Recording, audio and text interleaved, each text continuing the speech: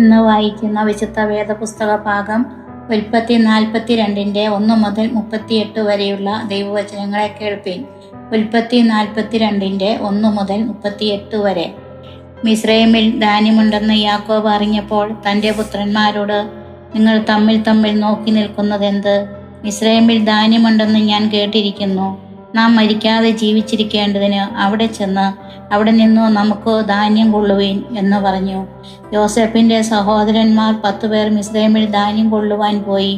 എന്നാൽ യോസേഫിൻ്റെ അനുജനായ ബെന്യാമിന് പക്ഷേ വല്ല ആപത്തും ഭവിക്കുമെന്ന് വെച്ച് യാക്കോബ് അവനെ സഹോദരന്മാരോട് കൂടെ അയച്ചില്ല.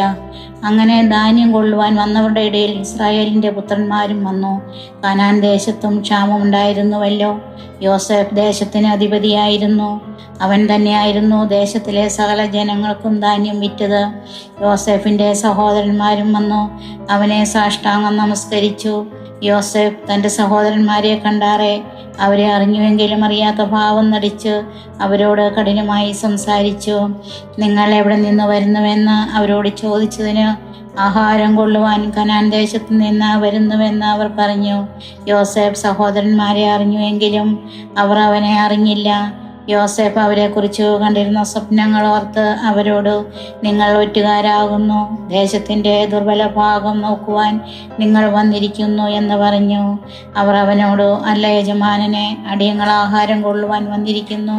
ഞങ്ങളെല്ലാവരും ഒരാളുടെ മക്കൾ, ഞങ്ങൾ പരമാർത്ഥികളാകുന്നു, അടിയങ്ങൾ ഒറ്റുകാരല്ല എന്ന് പറഞ്ഞു.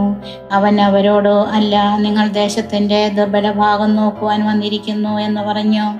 അതിനു അവർ, അടിയങ്ങൾ കനാൻ ദേശത്തുള്ള ഒരാളുടെ മക്കൾ, 12 സഹോദരന്മാരാകുന്നു. ഇളയവൻ ഇന്ന് ഞങ്ങളുടെ അപ്പൻ്റെ അടുക്കലുണ്ട്, ഒരുത്തൻ ഇപ്പോൾ ഇല്ല എന്ന് പറഞ്ഞു. യോസേഫ് അവരോട് പറഞ്ഞതു, ഞാൻ പറഞ്ഞതുപോലെ നിങ്ങൾ ഒറ്റുകാർ തന്നെ.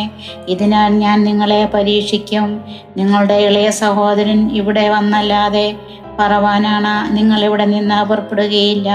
നിങ്ങളുടെ സഹോദരനെ കൂട്ടിക്കൊണ്ടുവരുവാൻ നിങ്ങളിൽ ഒരുത്തനെ അയപ്പിൻ. നിങ്ങളോ ബദ്ധന്മാരായിരിക്കണം. നിങ്ങൾ നേരുള്ളവരോ എന്നോ നിങ്ങളുടെ വാക്ക് പരീക്ഷിച്ചറിയാമല്ലോ. അല്ലെന്നോ വരികിൽ പറവാനാണ് നിങ്ങൾ ഒറ്റുകാർ തന്നെ. അങ്ങനെ അവൻ അവരെ 3 ദിവസം തടവിലാക്കി. 3-ാം ദിവസം യോസേഫ് അവരോട് പറഞ്ഞത്, ഞാൻ ദൈവത്തെ ഭയപ്പെടുന്നു. നിങ്ങൾ ജീവിച്ചിരിക്കേണ്ടതിന് ഇത് ചെയ്യുവിൻ. നിങ്ങൾ പരമാർത്ഥികളെങ്കിൽ നിങ്ങളുടെ ഒരു സഹോദരൻ കാരാഗൃഹത്തിൽ കിടക്കട്ടെ. നിങ്ങൾ പുറപ്പെട്ട് നിങ്ങളുടെ വീടുകളിലെ ബുദ്ധിമുട്ടിന് ധാന്യം കൊണ്ടുപോകുവിൻ. എന്നാൽ നിങ്ങളുടെ ഇളയ സഹോദരനെ എൻ്റെ അടുക്കൽ കൊണ്ടുവരേണം. അതിനാൽ നിങ്ങളുടെ വാക്ക് നേരെന്നു തെളിയും. നിങ്ങൾ മരിക്കേണ്ടി വരികയില്ല. അവർ അങ്ങനെ സമ്മതിച്ചു. ഇതോ നമ്മുടെ സഹോദരനോട് നാം ചെയ്ത ദ്രോഹമാകുന്നു. അവൻ നമ്മോട് കെഞ്ചിയപ്പോൾ നാം അവൻ്റെ പ്രാണസങ്കടം കണ്ടറിയും. അവൻ്റെ അപേക്ഷ കേട്ടില്ലല്ലോ. അതുകൊണ്ട് ഈ സങ്കടം നമുക്ക് വന്നിരിക്കുന്നു എന്ന് അവർ തമ്മിൽ പറഞ്ഞു. അതിന് രൂബേൻ ബാലനോട് ദോഷം ചെയ്തതെന്ന് ഞാൻ നിങ്ങളോട് പറഞ്ഞില്ലയോ? എന്നിട്ടും നിങ്ങൾ കേട്ടില്ല. ഇപ്പോൾ ഇതാ അവൻ്റെ രക്തം നമ്മോട് ചോദിക്കുന്നു എന്ന് അവരോട് പറഞ്ഞു.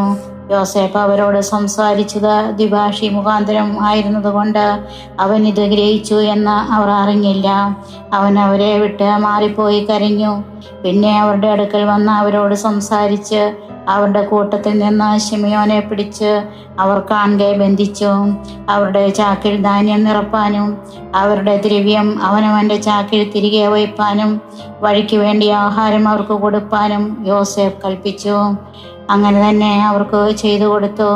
അവർ ധാന്യം കഴുതപ്പുറത്ത് കയറ്റി അവിടെ നിന്ന് പുറപ്പെട്ടു. വഴിയമ്പലത്തിൽ വെച്ച് അവരിലൊരുത്തൻ കഴുതയ്ക്കോ തീൻ കൊടുപ്പാൻ ചാക്ക് അഴിച്ചപ്പോൾ തൻ്റെ ദ്രവ്യം ചാക്കിൻ്റെ വായ്ക്കലിരിക്കുന്നത് കണ്ട് തൻ്റെ സഹോദരന്മാരോട്, എൻ്റെ ദ്രവ്യം എനിക്ക് തിരികെ കിട്ടി, അത് ഇതാ എൻ്റെ ചാക്കിലിരിക്കുന്നു എന്ന് പറഞ്ഞു. അപ്പോൾ അവരുടെ ഉള്ളം തളർന്നു. അവർ വിറച്ചു. ദൈവം നമ്മോട് ഈ ചെയ്തത് എന്ത് എന്ന് തമ്മിൽ പറഞ്ഞു. അവർ കനാൻ ദേശത്തു തങ്ങളുടെ അപ്പനായ യാക്കോബിന്റെ അടുക്കലെത്തിയാറെ തങ്ങൾക്ക് സംഭവിച്ചതൊക്കെയും അവനോട് അറിയിച്ചു പറഞ്ഞത്. ദേശത്തിലെ അധിപതിയായവൻ ഞങ്ങൾ ദേശത്തെ ഒറ്റുനോക്കുന്നവരെന്ന് വിചാരിച്ചു. ഞങ്ങളോട് കഠിനമായി സംസാരിച്ചു. ഞങ്ങൾ അവനോട്, ഞങ്ങൾ പരമാർത്ഥികളാകുന്നു, ഞങ്ങൾ ഒറ്റുകാരല്ല, ഞങ്ങൾ ഒരു അപ്പൻ്റെ മക്കൾ, 12 സഹോദരന്മാരാകുന്നു. ഒരുത്തൻ ഇപ്പോൾ ഇല്ല, ഇളയവൻ കനാൻ ദേശത്ത് ഞങ്ങളുടെ അപ്പൻ്റെ അടുക്കൽ ഉണ്ട് എന്ന് പറഞ്ഞു. അതിനോ ദേശത്തിലെ അധിപതിയായവൻ ഞങ്ങളോട് പറഞ്ഞത്, നിങ്ങൾ പരമാർത്ഥികളെന്ന് ഞാൻ ഇതിനാൽ അറിയും. നിങ്ങളുടെ ഒരു സഹോദരനെ എൻ്റെ അടുക്കൽ വിട്ടയച്ചു. നിങ്ങളുടെ വീടുകളിലെ ബുദ്ധിമുട്ടിനു ധാന്യം വാങ്ങിക്കൊണ്ടു പോകുവിൻ. നിങ്ങളുടെ ഇളയ സഹോദരനെ എൻ്റെ അടുക്കൽ കൊണ്ടുവരുവിൻ. അതിനാൽ നിങ്ങൾ ഒറ്റുകാരല്ല, പരമാർത്ഥികൾ തന്നെ എന്ന് ഞാൻ അറിയും. നിങ്ങളുടെ സഹോദരനെ നിങ്ങൾക്ക് ഏൽപ്പിച്ചു തരും. നിങ്ങൾക്ക് ദേശത്ത് വ്യാപാരവും ചെയ്യാം. പിന്നെ അവർ ചാക്ക് ഒഴിക്കുമ്പോൾ ഇതാ ഒരുത്തൻ്റെ ചാക്കിൽ അവനവൻ്റെ പണക്കെട്ട് ഇരിക്കുന്നു. അവരും അവരുടെ അപ്പനും പണക്കെട്ട് കണ്ടാറെ ഭയപ്പെട്ടു പോയി. അവരുടെ അപ്പനായ യാക്കോബ് അവരോട്, നിങ്ങൾ എന്നെ മക്കളില്ലാത്തവനാക്കുന്നു. യോസേഫ് ഇല്ല, ശിമയോൻ ഇല്ല, ബെന്യാമിനെ നിങ്ങൾ കൊണ്ടുപോകും. സകലവും എനിക്ക് പ്രതികൂലം തന്നെ എന്ന് പറഞ്ഞു. അതിന് രൂബേൻ അപ്പനോട്, എൻ്റെ കയ്യിൽ അവനെ ഏൽപ്പിക്ക, ഞാൻ അവനെ നിന്റെ അടുക്കൽ മടക്കി കൊണ്ടുവരും. ഞാൻ അവനെ നിന്റെ അടുക്കൽ കൊണ്ടുവരാത്ത പക്ഷം എൻ്റെ 2 പുത്രന്മാരെ കൊന്നുകളക എന്ന് പറഞ്ഞു. എന്നാൽ അവൻ, എൻ്റെ മകൻ നിങ്ങളോടുകൂടെ പോരുകയില്ല, അവൻ്റെ ജ്യേഷ്ഠൻ മരിച്ചുപോയി, അവൻ ഒരുത്തിനെ ശേഷിപ്പുള്ളൂ. നിങ്ങൾ പോകുന്ന വഴിയിൽ അവന് വല്ല ആപത്തും വന്നാൽ നിങ്ങൾ എൻ്റെ നരയെ ദുഃഖത്തോടെ പാതാളത്തിലേക്ക് ഇറങ്ങുമാറാക്കും എന്ന് പറഞ്ഞു. ഇവിടെ വേദഭാഗം വായിച്ച് അവസാനിച്ചിരിക്കുന്നു.